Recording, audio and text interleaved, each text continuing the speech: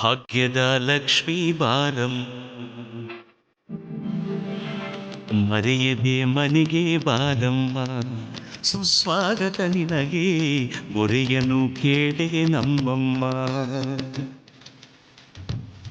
ಚಂದಿರನ ನಿಂದಿಸುವಂಥ ಮುದ್ದಾದ ಮುಗದ ತಾಯೇ, ದಿನಕರನ ನಾಚಿಸುವಂಥ ಪ್ರಭೆಯನ್ನು ಪಡೆದ ಮಾಯೆ, ಮಂದಾರ ಮಾಲೆ ಧರಿಸಿ ನಗೆಯ ಸೂಸಿ ಕುಡಿತ ಮಾತೆಯೇ. ಭಾಗ್ಯದ ಲಕ್ಷ್ಮೀ ಬಾರಮ್ಮ, ಸುಸ್ವಾಗತ ನಿನಗೆ ಮರೆಯದೆ ಮನೆಗೆ ಬಾರಮ್ಮ.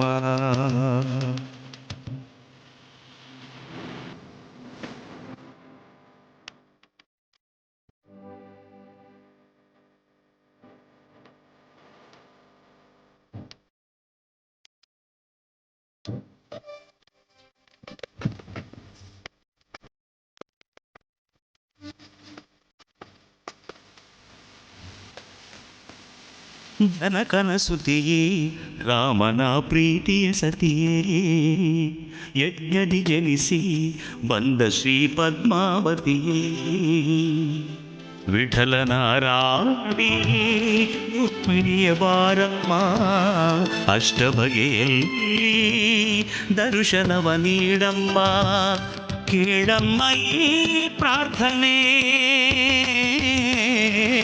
ನಿನಗಿದುವೆ ಆರಾಧನೆ.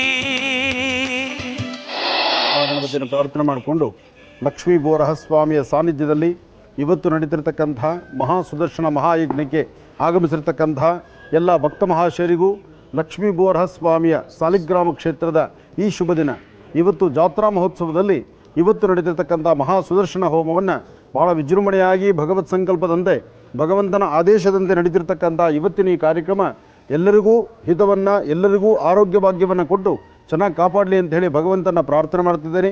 ಹಾಗೆ ಲಕ್ಷ್ಮೀ ಬೋರಹಸ್ವಾಮಿಯ ಸಾನ್ನಿಧ್ಯಕ್ಕೆ ಬಂದಿರತಕ್ಕಂಥ ಎಲ್ಲ ಭಕ್ತ ಮಹಾಶಯರಿಗೂ ಸಾಲಿಗ್ರಾಮ ಕ್ಷೇತ್ರದ ಸ್ವಾಮಿಯ ವಿಶೇಷವಾದಂಥ ಕೃಪಾಶೀರ್ವಾದ ತಮ್ಮೆಲ್ಲರಿಗೂ ಸಿಗಲಿ, ಒಳ್ಳೆಯದಾಗಲಿ.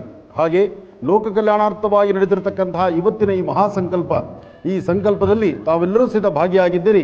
ತಮ್ಮೆಲ್ಲರ ಜೀವನದಲ್ಲೂ ಒಳ್ಳೆಯ ಯಶಸ್ಸಿದ್ದು ತಾವೇನೆಲ್ಲ ಸಂಕಲ್ಪಗಳನ್ನು ಇಟ್ಕೊಂಡು ಈ ಕ್ಷೇತ್ರಕ್ಕೆ ಬಂದಿದ್ದೀರೋ ತಮ್ಮೆಲ್ಲರ ಇಷ್ಟಾರ್ಥ ಬೇಗ ಸಿದ್ಧಿಯಾಗಲಿ ಅಂತ ನಾನು ದೇವರನ್ನು ಪ್ರಾರ್ಥನೆ ಮಾಡ್ತೀನಿ.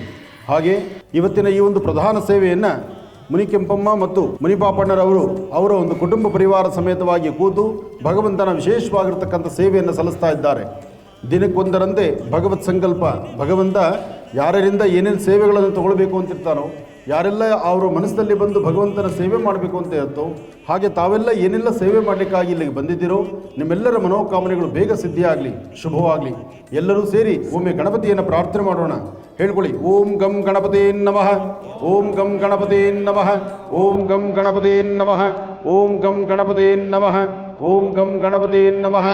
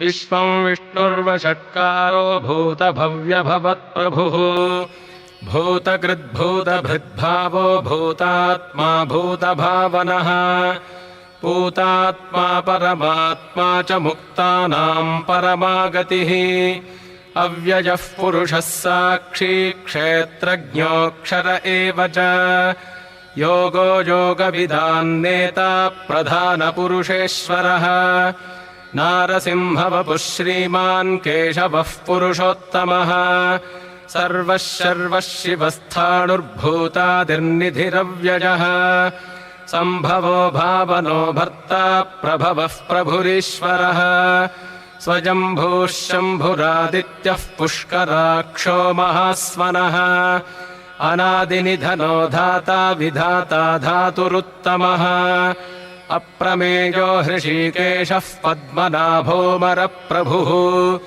विश्वकर्मा मनुस्त्वष्टा स्थविष्ठस्थविरो ध्रुवः अग्राह्यः शाश्वतः कृष्णो लोहिताक्षः प्रतर्दनः प्रभूतस्त्रिककुब्धाम पवित्रम् मङ्गलम् परम् ईशानः प्राणदः प्राणो ज्येष्ठः श्रेष्ठः प्रजापतिः हिरण्यगर्भो भूगर्भो माधवो मधुसूदनः ईश्वरो विक्रमी धन्वी मेधावी विक्रमः क्रमः अनुत्तमो दुराधर्षः कृतज्ञः कृतिरात्मवान् सुरेशः शरणम् शर्म विश्वरेताः प्रजाभवः अहः संवत्सरो व्यालः प्रत्ययः सर्वदर्शनः ಅಜಃ ಸರ್ವೇಶ್ವರಃ ಸಿದ್ಧಃ ಸಿದ್ಧಿಃ ಸರ್ವಾದಿರಚ್ಯುತಃ. ನಿಮ್ಮ ಜಾತಕಚಾರ ಪ್ರಕಾರ ಇರತಕ್ಕಂತಹ ದೋಷಗಳು ದೂರ ಆಗಲಿಕ್ಕೋಸ್ಕರ ಮನುಷ್ಯನ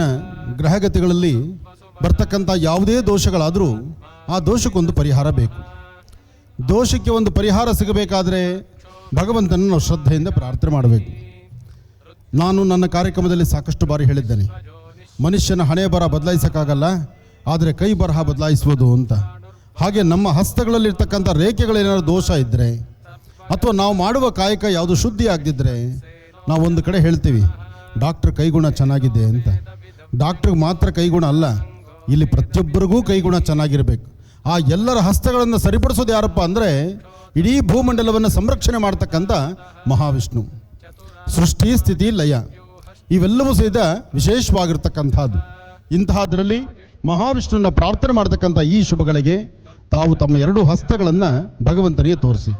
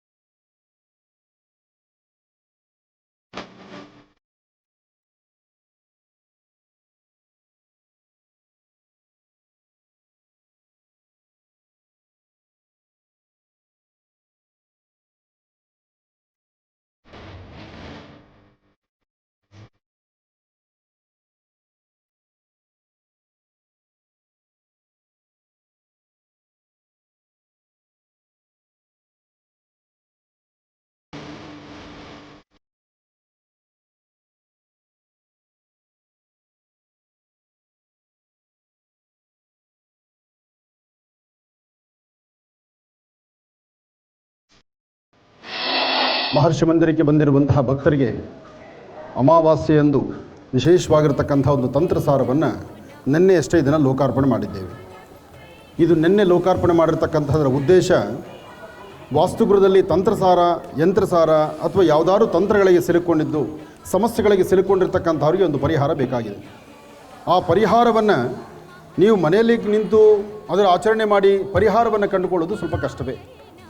ಅದಕ್ಕಾಗಿ ಇದರಲ್ಲಿ ಗೋಮತಿಯಿಂದ ಹಿಡಿದು ಕವಡೆ, ಗೋಮತಿ ಮತ್ತು 108 ವನಸಿರಿಗಳು, ಹಾಗೆ ಅದ್ಭುತವಾದಂತಹ ತಂತ್ರಸಾರಕ್ಕೆ ಬೇಕಾದಂಥ ಬಿಳಿ ಗುಲ್ಗಂಜಿ, ಹಾಗೆ ವಿಶೇಷವಾಗಿರ್ತಕ್ಕಂಥ ಅಮಾವಾಸ್ಯೆ ಪರ್ವಕಾಲಗಳಲ್ಲಿ ಮರಳಮಾತಂಗಿ, ಬಿಳಿ ಸಾಸಿವೆ, ಜಟಾಮಸಿ, ತಾಮ್ರಸಖಿ ಹೀಗೆ 108 ವನಸಿರಿಗಳನ್ನು ಮಿಶ್ರಿತ ಮಾಡಿರ್ತಕ್ಕಂಥ ಈ ಪದಾರ್ಥವನ್ನು ನೀವು ನಿಮ್ಮ ವಾಸ್ತುಗೃಹದಲ್ಲಿ ಅಥವಾ ಇವತ್ತು ನೀವು ಯಾರೆಲ್ಲ ಇದು ತೊಗೊಂಡ್ರೆ ಇದರ ಅನುಷ್ಠಾನ ನಾನು ಇಲ್ಲೇ ಮಾಡಿಸ್ತೀನಿ. ಅನುಷ್ಠಾನ ನಾನು ಹೇಗೆ ಮಾಡಿಸ್ತೀನೋ ಅದೇ ಪ್ರಕಾರ ನಿಮ್ಮ ಮನೆಗಳಲ್ಲಿ ಮಾಡಬೇಕು. ಇದು ಒಂದು ದಿವಸಕ್ಕೆ ಸೀಮಿತವಲ್ಲ. ಇದು ಪ್ರತಿ ಭಾನುವಾರ ಅಥವಾ ಪ್ರತಿ ಗುರುವಾರ, ಇದು 9 ಗುರುವಾರ ಅಥವಾ 9 ಭಾನುವಾರ ನಿಮ್ಮ ಮನೆಗಳಲ್ಲಿ ಮಾಡ್ತಕ್ಕಂಥದ್ದು. 9 ಗುರುವಾರ ಅಥವಾ 9 ಭಾನುವಾರ. ಈ ಆಶ್ರಮದಲ್ಲಿ ನಿತ್ಯವೂ ನಡೀತಕ್ಕಂಥ ನಿತ್ಯೋತ್ಸವ ಸೇವೆಗಳು ನಮ್ಮ ಜೀ ಕನ್ನಡದ ಮಹರ್ಷಿವಾಣಿ ಕಾರ್ಯಕ್ರಮದಲ್ಲಿ ಆಗಿದ್ದಾಗಲೇ ತಾವು ನೋಡ್ತಾ ಇದ್ದೀರಿ. ಕಳೆದ ಬಾರಿ ಸಾಲಿಗ್ರಾಮ ಬಂದಾಗ ಬಂದ ಪ್ರಾರಂಭ ದಿನಗಳು ಹೇಗಿತ್ತು ಎಂಬತಕ್ಕಂಥದ್ದನ್ನು ತಾವು ನೋಡಿದ್ದೀರಿ. ಅದಾದ ನಂತರ 1 ವರ್ಷದಲ್ಲಿ ಪೂರೈಸಿಕೊಂಡಂತಹ ಈ ಆಲಯವನ್ನು ನೋಡುತ್ತಿದ್ದೀರಿ. ಹಾಗೆ ಆಲಯ ಬರೀ 9 ದಿನಕ್ಕೆ ಆದಂತಹ ಗರ್ಭಗುಡಿಯ ಮೇಲ್ಭಾಗದಲ್ಲಿರ್ತಕ್ಕಂಥ ಶಿಖರದ ಕಲಶ, ಅದರ ಮುಂಭಾಗದಲ್ಲಿರ್ತಕ್ಕಂಥ ಆಲಯ, ಹಾಗೆ ಇಷ್ಟೆಲ್ಲ ಸೌಂದರ್ಯವಾಗಿರ್ತಕ್ಕಂಥ ಈ ಆಲಯವನ್ನು ತಾವು ನೋಡಿದ್ದೀರಿ. ಬಹುಶಃ 1 ವರ್ಷದಲ್ಲಿ ಇಷ್ಟು ಅತ್ಯುತ್ತಮವಾದಂತಹ ಈ ಒಂದು ಅಭಿವೃದ್ಧಿ ಕಾಣೋದು ತುಂಬ ಕಷ್ಟವೇ. ಆದರೆ ಇಲ್ಲಿ ದೈವ ಸಾನ್ನಿಧ್ಯವಾದ್ರಿಂದ, ದೇವರೇ ನಿಂತಿದ್ದರಿಂದ, ಭಗವಂತ ಇಲ್ಲಿ ನಿಂತಿದ್ದರಿಂದ ಇಷ್ಟೆಲ್ಲ ವೈಭವಗಳು ನಡೀತಾ ಇದೆ. ಇಷ್ಟೆಲ್ಲ ವೈಭವಗಳು ನಡೀತಿರ್ತಕ್ಕಂಥ ಈ ಶುಭಗಳಿಗೆ ವಿಶೇಷವಾಗಿ ತಾವು ಪ್ರತಿನಿತ್ಯ ನಿಮ್ಮ ಕಾಯಕದಲ್ಲಿ ಏನು ಸಮಸ್ಯೆಗಳಿದೆಯೋ ಸಮಸ್ಯೆಗಳಿಗೊಂದು ಪರಿಹಾರವನ್ನಾಗಿ ಭಗವಂತನ ಸಾನ್ನಿಧ್ಯದಲ್ಲಿ ಪ್ರಾರ್ಥನೆ ಮಾಡಿದ್ದರಿಂದ ಆ ಪ್ರಾರ್ಥನೆಯ ಫಲ ಇಷ್ಟು ಕಾರ್ಯಗಳು ಸಿದ್ಧಿಯಾಗ್ತದೆ. ಕೋರ್ಟು ಕಚೇರಿಗೆ ಸಂಬಂಧಪಟ್ಟದ್ದಾಗಲಿ ಯಾವುದೇ ಸಮಸ್ಯೆಗಳಿಗಾದರೂ ಒಂದು ಪರಿಹಾರವನ್ನು ಕಂಡುಕೊಳ್ಳಬೇಕಾದರೆ ಇಂತಹ ಅದ್ಭುತವಾದಂತಹ ವನಸಿರಿಗಳ ಅನುಷ್ಠಾನ ಮಹರ್ಷಿವಾಣಿ ಕಾರ್ಯಕ್ರಮದಲ್ಲೂ ಆಗಿಂದಾಗಲೇ ತಿಳಿಸ್ತಾ ಇರ್ತೀನಿ. ಆದರೆ ಇಲ್ಲಿ ಇವತ್ತು ತಿಳಿಸಿರುವಂಥದ್ದು ಇದು ನಿನ್ನೆಯಷ್ಟೇ ಲೋಕಾರ್ಪಣೆ ಮಾಡಿದಂಥ ಅದ್ಭುತವಾದಂಥ ತಂತ್ರಸಾರ. ಈ ತಂತ್ರಸಾರವನ್ನು ಮಾಡಿ ನಿಮ್ಮ ಜೀವನದಲ್ಲಿ ಅಭಿವೃದ್ಧಿಯನ್ನು ಕಾಣಿ. ಒಳ್ಳೆಯದಾಗಲಿ, ಶುಭವಾಗಲಿ. ಸೋಮವಾರಪೇಟೆ ತಾಲೂಕು ಕೊಡಗು ಜಿಲ್ಲೆಯಿಂದ ಇಲ್ಲಿನ ವಾರ್ಷಿಕೋತ್ಸವಕ್ಕೆ ನಾವು ಕುಟುಂಬ ಸಮೇತವಾಗಿ ಬಂದಿರುತ್ತೇವೆ. ನಾವು ತುಂಬ ದಿನಗಳಿಂದ ಸ್ವಾಮೀಜಿಗಳನ್ನು ಆಶೀರ್ವಾದ ಪಡೆಯಲು ತುಂಬ ಹಂಬಲಿಸ್ತಿದ್ದೆವು. ಈ ದಿನ ಈ ವಿಶೇಷ ಪೂಜೆಯೊಂದು ಬಂದು ಸ್ವಾಮೀಜಿಗಳ ದರ್ಶನವನ್ನು ಪಡೆಯಲು ತುಂಬ ಅನುಕೂಲಕರವಾಗಿ ನಮಗೆ ಸ್ವಾಮೀಜಿಗಳ ದರ್ಶನ ಆಗಿದೆ. ಗುರುಜಿಯವರ ರಾಶಿ ಫಲವನ್ನು ನೋಡದೆ ಬೇರೆ ಯಾವುದೇ ಕೆಲಸ ಕಾರ್ಯಗಳನ್ನು ಮಾಡುವುದಿಲ್ಲ. ಗುರುಜಿಯವರ ಫೋಟೋವನ್ನು ನನ್ನ ಆಟೋದಲ್ಲಿ ಹಾಕಿಕೊಂಡು ದಿನನಿತ್ಯ ಪೂಜೆ ಸಲ್ಲಿಸುತ್ತೇನೆ. ಮಹರ್ಷಿ ಮಂದಿರಕ್ಕೆ ಆಗಮಿಸಿ ಅವರ ದರ್ಶನ ಪಡೆದು ಪೂಜೆ ಕಾರ್ಯಕ್ರಮದಲ್ಲೂ ಪಾಲ್ಗೊಂಡು ದರ್ಶನ ಪಡೆದು ಧನ್ಯರಾಗಿರುತ್ತೇವೆ. ಶ್ರೀ ಶ್ರೀ ಶ್ರೀ ಆನಂದ ಗುರುಜಿಯವರ ಪಾದಗಳಿಗೆ ನಮನಗಳು. ತುಂಬ ಅದ್ಧೂರಿಯಾಗಿ ಪೂಜೆ ನಡೆಯುತ್ತಿದೆ. ತುಂಬ ಭಕ್ತಾದಿಗಳು ಬಂದು ನೆಲೆಸಿದ್ದಾರೆ.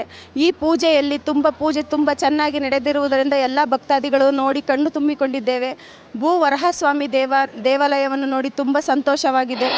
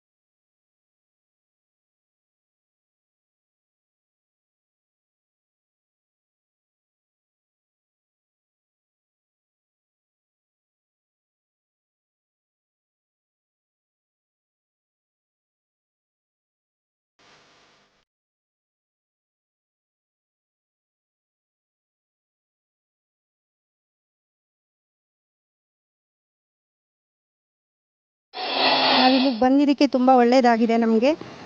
ಮೇಯ್ನಾಗಿ ನನಗೆ 5 ವರ್ಷದಿಂದ ಪಾಪು ಆಗಿರಲಿಲ್ಲ. ಪಾಪು ಆಗಬೇಕು ಅಂತ ಬೇಡ್ಕೊಂಡಿದ್ದಕ್ಕೆ ನಮ್ಗೆ ಪಾಪು ಆಗಿದೆ. ಲಕ್ಷ್ಮೀ ಭೂವಾರ ಸ್ವಾಮಿನ ನಂಬ್ಕೊಂಡು ನಾನು ಇಲ್ಲಿ ಬಂದಿದ್ದೀನಿ. ತುಂಬ ಚೆನ್ನಾಗಾಗಿದೆ, ಎಲ್ಲ ಒಳ್ಳೆಯದಾಗಿದೆ ನಮಗೆ. ನಮಗೆ ಟಿ ವಿಗಳಲ್ಲಿ ಅಲ್ಲಿ ಇಲ್ಲಿ ಸಾಮೂಲ್ ನೋಡಿದಾಗ ನಾವು ನೋಡ್ತೀವೋ ಇಲ್ವೋ ಜೀವನದಲ್ಲಿ ಅಂತ ತುಂಬ ಆಸೆ ಇತ್ತು. ನಮ್ಗೆ ಕೈಲಾಗಲ್ಲ, ಆದರೂ ಮನಸ್ಸಿದ್ರು ಬರಲಿಲ್ಲ ಅನ್ನಿಸ್ತಿತ್ತು. ಸ್ವಾಮಿಗಳದ್ದು ಪಂಚಾಂಗಗಳೆಲ್ಲ ನೋಡಿದು ತುಂಬ ಸಂತೋಷ ಆಯಿತು. ನನಗೆ ಒಂದು ತುಂಬ ದಿನದ ಆಸೆ ಇತ್ತು. ಹೀಗಾಗಿ ಒಂದು ತಿಂಗಳ ಮುಂಚೆ ನಾನು ಬಂದಿದ್ದೆ, ಒಂದು ಕಷ್ಟದಲ್ಲಿದ್ದೆ. ಆಗ ಬಂದು ನಾನು ದೇವ್ರ ಹತ್ರ ಗುರುಜಿ ಹತ್ರ ಆಶೀರ್ವಾದ ತೊಗೊಂಡು ನಾನು ಸ್ವಲ್ಪ ಕ್ಲಿಯರ್ ಆಗಿಬಿಡ್ತು. ತಿರ್ಗಿ ಇವತ್ತು ಮತ್ತೆ ನಾನು ಬಂದಿದ್ದೀನಿ. ಗುರುಗಳ ಆಶೀರ್ವಾದವನ್ನು ಪಡೆದುಕೊಂಡು ಈ ಒಂದು ಡಿವೈನ್ ಸ್ಟಾರನ್ನು ಧರಿಸಿರ್ತೇನೆ. ನನ್ನ ಜೊತೆಗೆ ಎಲ್ಲ ನನ್ನ ಪರಿವಾರದವರಿಗೂ ಎಲ್ಲರಿಗೂ ಒಳ್ಳೆಯದಾಗಲಿ, ಸಕಲ ಸದ್ಭಕ್ತರಿಗೂ ಒಳ್ಳೆಯದಾಗಲಿ ಅಂತ ಗುರೂಜಿಯವರ ಕಡೆ ಪ್ರಾರ್ಥನೆ ಮಾಡಿರ್ತೇನೆ.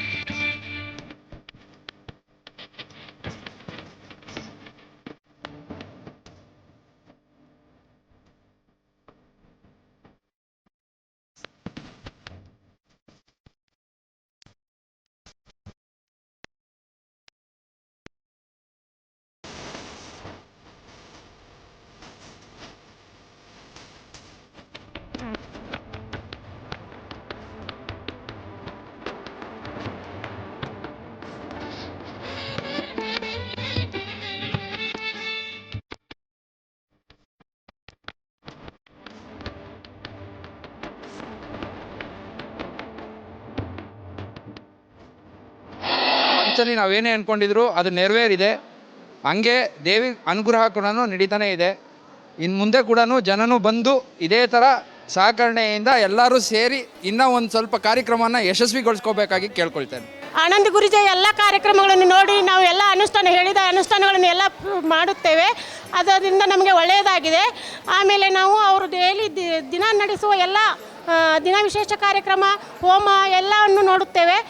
ಆದ್ದರಿಂದ ಇಲ್ಲಿ ಒಂದು ಸಾರಿ ಆದರೂ ಬಂದು ಹೋಗಬೇಕೆಂಬ ನಮ್ಮ ಆಸೆ ಇತ್ತು. ಇಲ್ಲಿ ಬಂದು ನಾವು ದೇವರ ದರ್ಶನ, ಆನಂದ ಗುರುಜಿಯ ದರ್ಶನ ಮಾಡಿಕೊಂಡು ಆಮೇಲೆ ನೈವೇದ್ಯವನ್ನು ತಗೊಂಡುಕೊಂಡು ಹೋಗುತ್ತಿದ್ದೇವೆ. ಈಗ ಮೊದಲನೇ ವಾರ್ಷಿಕೋತ್ಸವ ಇಲ್ಲಿ ಸಾಲಿಗ್ರಾಮದ ಅಂತೇಳಿ ದೇವರ ಹತ್ರ ಮಾಡ್ತಾಯಿದ್ದಾರೆ. ಆನಂದ ಗುರುಜಿ ಅವರು ತುಂಬ ಇಬ್ಬರು ಜನ ಮಾಡ್ತಾಯಿದ್ದಾರೆ. ನಮಗೆ ಈ 4 ದಿನದ ಸೇವೆ ನಮಗೆ ಕೊಟ್ಟಿದ್ದಾರೆ. ತುಂಬ ನಮಗೂ ಒಳ್ಳೆಯದಾಗಿದೆ. ಅದನ್ನು ನಾವು ಆಗಾಗ ಬಂದು ಹೋಗ್ತೀರಿ ಇಲ್ಲಿ.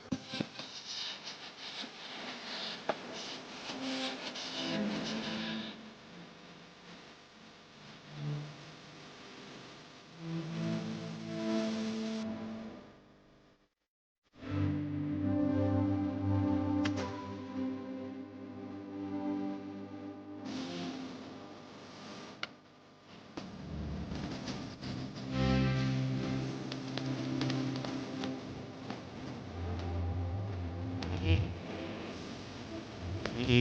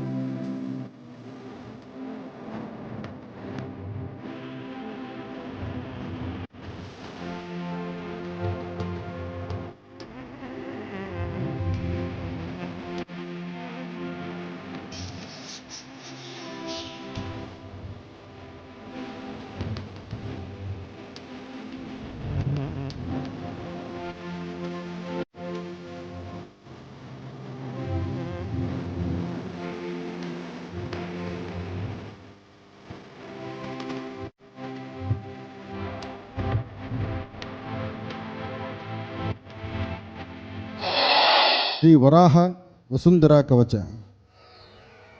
ವರಾಹಮೂರ್ತಿಯ ವಸುಂಧರಾ ಅಂದರೆ ತಾಯಿ ಲಕ್ಷ್ಮಿ.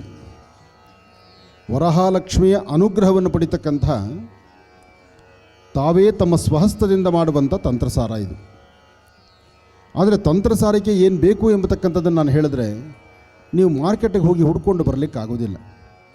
ಅದಕ್ಕೋಸ್ಕರ ಕೈಗೆಟುಕುವಂತಹ ದರದಲ್ಲಿ ಆಶ್ರಮದಲ್ಲೇ ಇದು ಭಗವತ್ ಸಂಕಲ್ಪದಲ್ಲಿ ಒಂದು ವಿಶೇಷವಾದ ಸೇವೆ ಆಗಬೇಕು, ಬರ್ತಕ್ಕಂಥ ಭಕ್ತರಿಗೆ ಅನುಗ್ರಹ ಆಗಬೇಕು, ಅವರ ಕಷ್ಟಗಳು ಬೇಗ ದೂರ ಆಗಬೇಕು ಎಂಬತಕ್ಕಂಥ ಚಿಂತನೆಯಿಂದ ಈ ಒಂದು ವಿಶೇಷವಾಗಿರ್ತಕ್ಕಂಥ ವರಾಹ ವಸುಂಧರ ಕವಚ ಎಂಬತಕ್ಕಂಥದ್ದನ್ನು ನಾವು ನಿನ್ನೆಯಷ್ಟೇ ಲೋಕಾರ್ಪಣೆ ಮಾಡಿದ್ವಿ.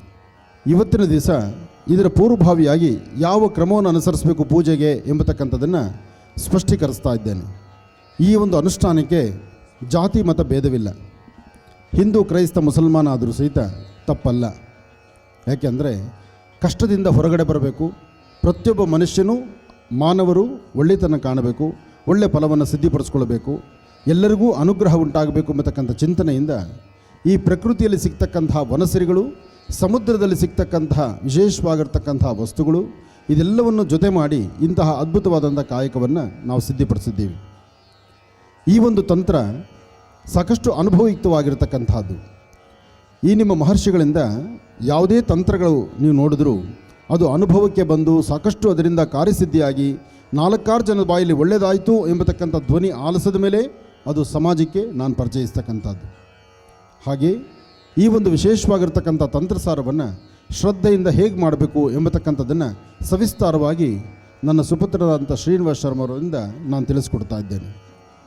ಮೊದಲು ಶ್ರೀ ವರಹ ವಸುಂಧರ ಕವಚ, ಇದು ಆಶ್ರಮದಲ್ಲಿ ಸಿಗುವಂಥದ್ದು, ಲಕ್ಷ್ಮೀ ಬೋರಹ ಸ್ವಾಮಿ ಸಾನ್ನಿಧ್ಯದಲ್ಲೇ ಸಿಗ್ತಕ್ಕಂಥದ್ದು.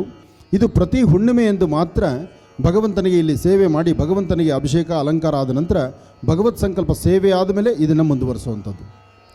ಇದು ಪ್ರತಿ ಹುಣ್ಣಿಮೆ ಭಗವಂತನಿಗೆ ಅಭಿಷೇಕ ಮಾಡಿ ವಿಶೇಷವಾಗಿರ್ತಕ್ಕಂಥ ಸಾಲಿಗ್ರಾಮದ ಸಾನ್ನಿಧ್ಯದಲ್ಲಿ ಇದರೊಳಗಿರ್ತಕ್ಕಂತಹ ಎಲ್ಲ ಪದಾರ್ಥಗಳು ದೇವರ ಸಾನ್ನಿಧ್ಯ ಸೇರಿದ ಮೇಲೆ ಇದು ನಿಮ್ಮ ಕೈ ಸೇರುತ್ತೆ. ವಿರಾಜಪೇಟೆ ಬಿಟ್ಟಂಗಾಲದಿಂದ ನಾನು ಗುರೂಜಿಯವರ ಆಶ್ರಮಕ್ಕೆ ಬಂದಿದ್ದೇವೆ.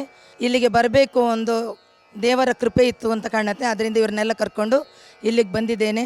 ಆನಂದ್ ಗುರೂಜಿಯವರ ಪ್ರತಿನಿತ್ಯ 8 ಗಂಟೆಯಿಂದ 9:30 ಗಂಟೆ ಗಂಟ ಕಾರ್ಯಕ್ರಮವನ್ನು ಪ್ರತಿನಿತ್ಯ ಸಮಯ ಇರುವಾಗ ನೋಡ್ತೇನೆ. ಕ್ಷೇತ್ರಗಳಿಗೆ ದರ್ಶನ ಮಾಡಿದಂಥ ಸಂದರ್ಭದಲ್ಲಿ ಪ್ರಸಾದವನ್ನು ನಾನು ಇಲ್ಲಿಗೆ ಕಳಿಸಿಕೊಡುವಂಥದ್ದು ಕಾಯಕ ಮಾಡಿಕೊಂಡಿದ್ದೇನೆ. ಇಲ್ಲಿ ಈ ಕ್ಷೇತ್ರಕ್ಕೆ ಹಲವಾರು ಮಂದಿ ಬಂದಿದ್ದರು. ಅವರೆಲ್ಲರಿಗೂ ದೇವರು ಸುಖ ಶಾಂತಿ ನೆಮ್ಮದಿಯನ್ನು ಕೊಟ್ಟು ಕಾಪಾಡಲಿ ಅಂತ ಕೇಳಿಕೊಳ್ಳುತ್ತೇನೆ. ಹಾಗೆ ಮಹರ್ಷಿ ಆನಂದ ಗುರೂಜಿಯವರಿಗೂ ಕೂಡ ಅವರ ಈ ಉದ್ಯೋಗ ಕೂಡ ಇನ್ನಷ್ಟು ಉತ್ತುಂಗಕ್ಕೇರಲಿ, ಹಾಗೆ ಅವರು ಇನ್ನಷ್ಟು ಅಭಿವೃದ್ಧಿ ಆಗಲಿ ಅಂತೇಳಿ ನಾನು ಆ ದೇವರಲ್ಲಿ ಕೇಳಿಕೊಳ್ಳುತ್ತೇನೆ. ಇದಕ್ಕೆ ನೀವು ಮೊದಲು ಮಾಡಬೇಕಾಗಿರ್ತಕ್ಕಂಥದ್ದು ನೆಲವನ್ನು ಶುದ್ಧಿ ಮಾಡಿಕೊಳ್ಬೇಕು. ನಂತರ ಒಂದು ನಕ್ಷತ್ರವನ್ನು ಬರೀಬೇಕು. ನಕ್ಷತ್ರ ಬರೆದು ಒಂದು ವೃತ್ತಾಕಾರವನ್ನು ಹಾಕಬೇಕು. ಅದು ಮಾಡುವಂತಹದ್ದು ಅರಿಶಿನ ಪುಡಿ ಆದರೂ ಸರಿ, ಅಥವಾ ರಂಗೋಲಿ ಪುಡಿ ಆದರೂ ಸರಿ, ಅಥವಾ ಅಕ್ಕಿ ಹಿಟ್ಟಾದರೂ ಸರಿ. ವೃತ್ತಾಕಾರದ ಮಧ್ಯದಲ್ಲಿ ಶ್ರೀಂ ಎಂಬತಕ್ಕಂಥ ಬೀಜಾಕ್ಷರಿ ಮಂತ್ರ. ಇದಕ್ಕೆ 4 ದಿಕ್ಕುಗಳಲ್ಲೂ 2 ಗೆರೆ ಹಾಕಬೇಕು. ಯಾವುದೇ ತಂತ್ರವನ್ನು ಬರಿಬೇಕಾದರೂ ಯಂತ್ರಕ್ಕೆ ಅದರ ರಕ್ಷಣೆ ಅಂತ ಹೇಳ್ತಾರೆ, ಅದನ್ನು ಬಂಧನ ಅಂತ ಹೇಳ್ತಾರೆ.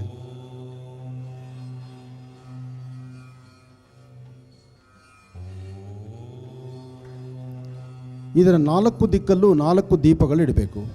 ಅದರ ದೀಪಗಳನ್ನು ತದನಂತರ ಇಡೋಣ. ಇದರೊಳಗಡೆ ಇರ್ತಕ್ಕಂಥ ವಸ್ತುಗಳಲ್ಲಿ ಒಂದು ಅರಿಶಿಣದ ವಸ್ತ್ರವನ್ನು ನಾವು ಕೊಟ್ಟಿರ್ತೀವಿ. ಈ ಪ್ರಕಾರವಾದಂಥ ಅರಿಶಿಣದ ವಸ್ತ್ರ, ಈ ಅರಿಶಿಣದ ವಸ್ತ್ರವನ್ನು ನಕ್ಷತ್ರದ ಮೇಲೆ ಹಾಕಬೇಕು. ಅರಿಶಿಣದ ವಸ್ತ್ರ ನಕ್ಷತ್ರದ ಮೇಲೆ ಹಾಕಬೇಕು.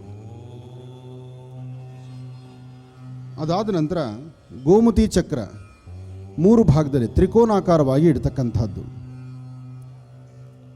ಗೋಮತಿ ಚಕ್ರ ತ್ರಿಕೋನಾಕಾರದಲ್ಲಿ ಇಡ್ತಕ್ಕಂಥದ್ದು.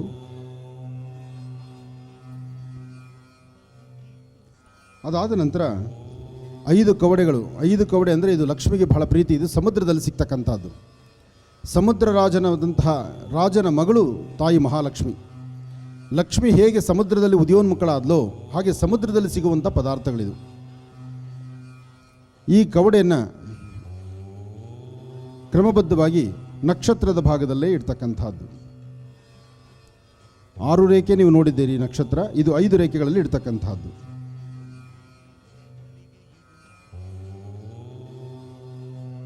ನಾಲ್ಕು ದಿಕ್ಕಲ್ಲಿ 4, ಮಧ್ಯದಲ್ಲಿ 1. ಈ ಎಡಮುರಿ ಮತ್ತು ಬಲಮುರಿ ಈ ಮೂಲಿಕೆ ಸಹಿತ ಎಡಭಾಗದಲ್ಲೊಂದು ಬಲಭಾಗದಲ್ಲೊಂದು.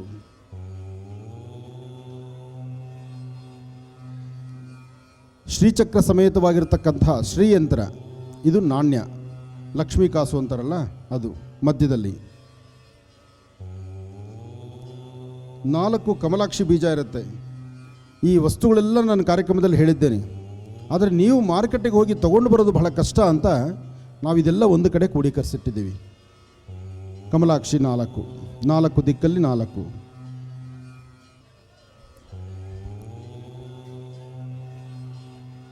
ನಾಲ್ಕು ದಿಕ್ಕುಗಳಲ್ಲೂ 4.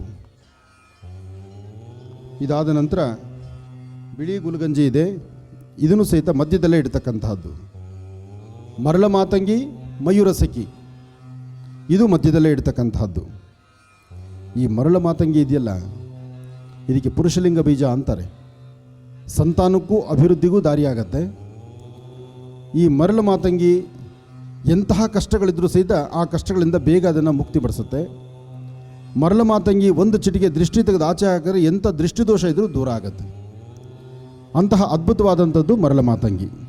ಈಗ ನೀವು ನೋಡ್ತಿರ್ತಕ್ಕಂಥದ್ದೇ ಅದ್ಭುತವಾದಂಥ ಶ್ರೀಯಂತ್ರ. ಈ ಯಂತ್ರದ ಒಳಗಡೆ ವನಸಿರಿಗಳಿದೆ.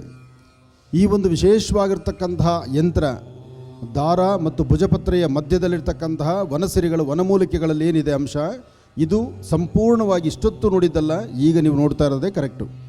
ಇದು ನೀವು ಹೇಗೆ ಅನುಷ್ಠಾನ ಮಾಡ್ತಿರೋ, ಯಾವ ಶ್ರದ್ಧೆ ಭಕ್ತಿಯಿಂದ ಪ್ರಾರ್ಥನೆ ಮಾಡ್ತಿರೋ, ಸಂಪೂರ್ಣವಾಗಿ ಭಗವಂತನ ಪ್ರಾರ್ಥನೆ ಮಾಡ್ತಾ ಇದರಲ್ಲಿ ನೀವು ದೈವಾಂಶ ಸಂಭೂತನಾಗಿ ದೇವರನ್ನು ಕಾಣಬಹುದು.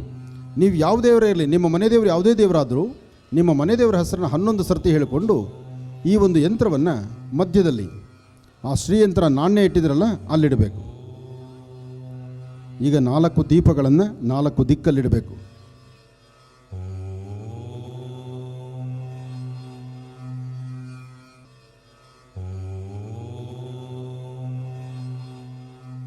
ನಾಲ್ಕು ದಿಕ್ಕಲ್ಲಿ 4 ದೀಪ.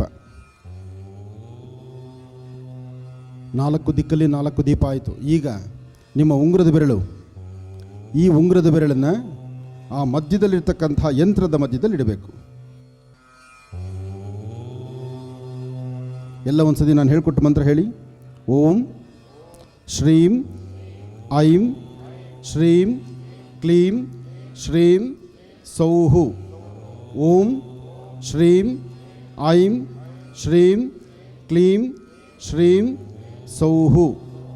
ಈ ಪ್ರಕಾರವಾಗಿ 54 ಸರ್ತಿ ಹೇಳಬೇಕು. ಹೇಳಿದ ಮೇಲೆ ಆ ಉಂಗುರದ ಬೆರಳನ್ನು ಸೀದಾಗಿ ನಿಮ್ಮ ಬಲಗಣ್ಣು ಎಡಗಣ್ಣನ್ನು ಮುಟ್ಟಿಸ್ಕೋಬೇಕು. ಅದಾದ ನಂತರ ನಿಮ್ಮ ಮನೆಯ ಪ್ರಧಾನ ದ್ವಾರಕ್ಕೆ ಹೋಗಿ ಆ ಉಂಗುರದ ಬೆರಳನ್ನು ಮುಟ್ಟಿಸ್ಬೇಕು. ಅಲ್ಲಿ ಲಕ್ಷ್ಮಿ ಬರೋ ಜಾಗ, ಇದು ನಿಮ್ಮ ಆರೋಗ್ಯ ವೃದ್ಧಿ ಆಗೋ ಜಾಗ. ವಾಸ್ತುಗೃಹದಲ್ಲಿ ಇದನ್ನು ನಡೆಸಿದಾಗ ಏನೇ ನೆಗೆಟಿವ್ಸ್ ಇದ್ದರೂ, ಯಾವುದೇ ಒಂದು ದೋಷಗಳಿದ್ದರೂ ಎಲ್ಲವೂ ದೂರ ಆಗುವಂಥದ್ದು ಅದ್ಭುತವಾದಂಥ ತಂತ್ರ. ಈ ತಂತ್ರಸಾರವನ್ನು ತಿಥಿ ವಾರ ನಕ್ಷತ್ರ ಯೋಗ ಕರಣ ಸಮಯ ಯಾವುದೂ ಇಲ್ಲ, ಯಾವಾಗ ನೀವು ಮಾಡಿದ್ರೂ ಇಮ್ಮಿಡಿಯೇಟಾಗಿ ನಿಮಗೆ ಅದರ ಕೆಲಸ ಆಗುತ್ತೆ. ಇದನ್ನು ಎಷ್ಟು ಕ್ರಮಬದ್ಧವಾಗಿ ಶಾಸ್ತ್ರಬದ್ಧವಾಗಿ ನೀವು ಮಾಡ್ತೀರಿ ಅಷ್ಟೇ ಒಳಿತನ ಕಾಣ್ತೀರಿ.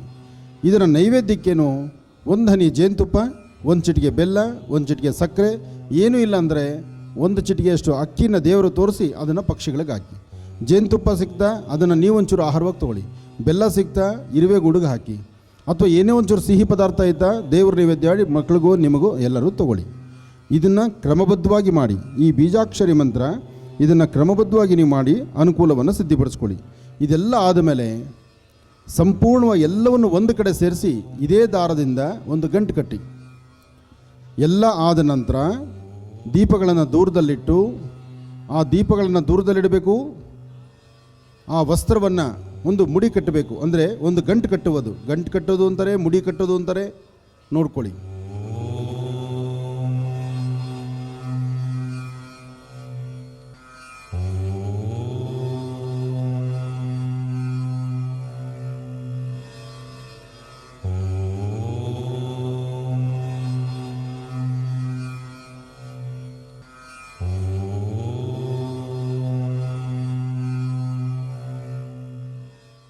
ಈ ಯಂತ್ರವನ್ನು ಗಂಟು ಕಟ್ಟುವಾಗ ಕೈ ಜಾರಿ ತಲೆಗೆ ಬೀಳಬಾರ್ದು. ಜೋಪಾನ ಅಲ್ಲಿ ಏನು ಮಾಡಿದಿರಿ ಆ ಗಂಟನ್ನು ಹಾಗೆ ತೆಗಿಬೇಕು. ಗಂಟು ಕಟ್ಟಿದ ನಂತರ ನೋಡಿ, ಈ ಸಂಪೂರ್ಣವಾಗಿ ಸಿದ್ಧಿಯಾಗಿದೆ. ಬೀಜಾಕ್ಷರಿ ಮಂತ್ರ ಇದರಲ್ಲಿದೆ. ನೀವು ಶ್ರದ್ಧೆಯಿಂದ ಮಾಡಿರತಕ್ಕಂಥ ಪೂಜಾನುಷ್ಠಾನದ ಫಲ ಇಲ್ಲಿದೆ. ಇದನ್ನು ನಿಮ್ಮ ಮನೆಯ ಪ್ರಧಾನ ದ್ವಾರಕ್ಕೆ ಇದನ್ನು ಕಟ್ಟಬೇಕು. ಒಂದು ಮಳೆ ಹೊಡಿಬೇಕು. ಇದನ್ನು ಇನ್ನೂ ಸ್ವಲ್ಪ ಜೋಪಾನವಾಗಿ ರೆಡಿ ಮಾಡ್ಕೋಬೇಕು. ಇದನ್ನೇ ತಗಲಿಸ್ಬೇಕು, ಅಥವಾ ಇದಕ್ಕೆ ಮತ್ತಷ್ಟು ದಾರದಿಂದ ಅದನ್ನು ಜೋಪಾನವಾಗಿ ಹಾಕಬೇಕು. ಆದರೆ ಇದು ಹಾಕಿರ್ತಕ್ಕಂಥದ್ರ ಮೇಲೆ ಯಾರ ಕಣ್ಣು ಬೀಳಬಾರ್ದು. ಎಲ್ಲರ ಕಣ್ಣುಗಳಿಂದ ದೂರ ಇರಲಿಕ್ಕೆ ಇದು, ನಮ್ಮ ಗ್ರಹಗತಿಗಳು ಸರಿ ಹೋಗಲಿಕ್ಕೆ ಇದು. ಆದರೆ ಇದು ಯಾರ ಕಣ್ಣಿಗೂ ಬೀಳಬಾರ್ದು. ಹಾಗಿದ್ರೆ ಏನು ಮಾಡಬೇಕು? ಪ್ರಧಾನ ದ್ವಾರಕ್ಕೆ ಕಟ್ಟಬೇಕು. ಮುಂದ್ಗಡೆ ಇದ್ರ ಮೇಲೆ ಒಂದು ಫೋಟೋ ಹಾಕಬೇಕು. ನಿಮ್ಮ ಮನೆ ದೇವ್ರ ಫೋಟೋ, ನಿಮಗೆ ಇಷ್ಟವಾಗಿರೋ ದೇವ್ರ ಫೋಟೋ, ಅಥವಾ ಆಂಜನೇಯ ಸ್ವಾಮಿ ಫೋಟೋನ ಇದ್ರ ಮುಂದೆ ಹಾಕಿಬಿಟ್ರೆ ನೀವು ನೋಡೋರಿಗೆ ಏನಪ್ಪ ಅಂದರೆ ಆಂಜನೇಯ ಸ್ವಾಮಿ ಫೋಟೋ ಮಾತ್ರ ಇರುತ್ತೆ. ಅದರ ಒಳಗಡೆ ಈ ಶಕ್ತಿ ಇರುತ್ತೆ. ಯಾರು ಒಳಗಡೆ ವಿಷ ತೊಗೊಂಡು ಬಂದರೂ ಬಿಡೋದಿಲ್ಲ, ಯಾರ ಮನೆಗೆ ತಂತ್ರಸಾರ ಮಾಡ್ಕೊಂಬಂದರೂ ಬಿಡೋದಿಲ್ಲ. ನೀವೆಲ್ಲ ದಾರಿಯಲ್ಲಿ ದಾಟಿದ್ರೂ ಸಹಿತ ಮನೆ ಒಳಗಡೆ ಸೀದಾ ಬರಲಿಕ್ಕಾಗಲ್ಲ. ಮೈಯೆಲ್ಲ ಬೆವರು ಕಿತ್ಕೊಂಡ್ಬಿಡುತ್ತೆ. ಇಮ್ಮಿಡಿಯೇಟಾಗಿ ಹೋಗಬೇಕು, ಕೈಕಾಲು ತೊಳ್ಕೊಬೇಕು, ಪ್ರಾರ್ಥನೆ ಮಾಡಬೇಕು. ಹಿಂದೆ ಮನೆ ಒಳಗೆ ಬರಬೇಕಾದ್ರೆ ಕೈಕಾಲು ತೊಳೆದು ಒಳಗೆ ಬರ್ನಿ ಅಂತಿದ್ರು. ಇವತ್ತು ಶೂ ಹಾಕ್ಕೊಂಡು ಮನೆಯೊಳಗೆ ಬಂದುಬಿಡ್ತೀವಿ ನಾವು ಮಾಡ್ತಿರೋ ತಪ್ಪು. ಅದರಿಂದ ಆ ತಪ್ಪುಗಳು ದೂರ ಆಗಬೇಕಂದ್ರೆ ಇದು ಅಮೃತದಂತೆ ಕೆಲಸ ಮಾಡುತ್ತೆ. ಒಳ್ಳೆಯದಾಗಲಿ, ಶುಭವಾಗಲಿ.